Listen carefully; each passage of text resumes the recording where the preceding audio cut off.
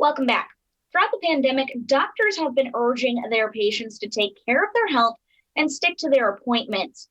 May 10th through the 16th is a National Women's Health Week, which serves as a reminder for both women and girls to make their health a priority and take care of themselves. And for more details on this topic, we're joined by Dr. Monique Davis Smith with Atrium Health Navicent. Good morning, doctor. Thanks for joining us. Good morning. I'm happy to be here. So why is it so important for women to stick to their appointments?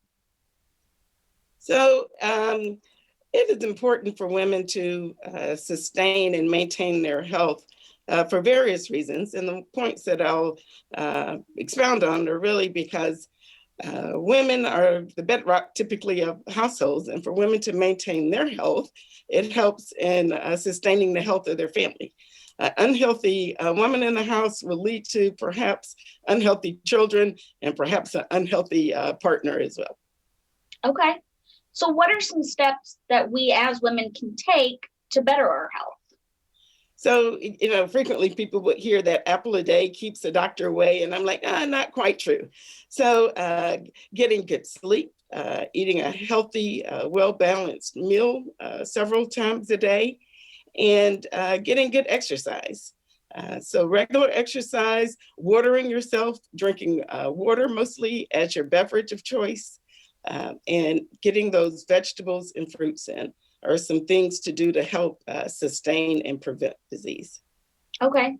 Well, some women do have an underlying health condition. So what should they do to better their health?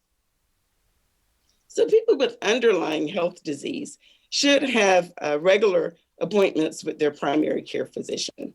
So a person perhaps with diabetes should see their doctor at least 4, if not 5 times a year. 3 times a year, perhaps to control the diabetes, or 4 times a year to control or manage the diabetes, and once a year for a well woman's exam. A person that didn't have a chronic disease should see their doctor at least once a year for that well woman or well adult exam. Another important thing to do also is to maintain or manage, or at least acknowledge the stress in our lives. Stress can be a very significant factor that could impact how they rest, how they eat. So naming the underlying issue, which might be stress, and finding a healthy way to manage that is important. Okay, and really quickly, we did touch on it a little bit in the beginning. A lot of people, not just women, have been hesitant to go to their doctor's office during this pandemic. What is your advice to anybody that's watching this? I would encourage people to take the precautions, wearing their mask, socially distancing, and calling and making an appointment with their physician. There are opportunities to do virtual visits, but some things really do need to happen in person.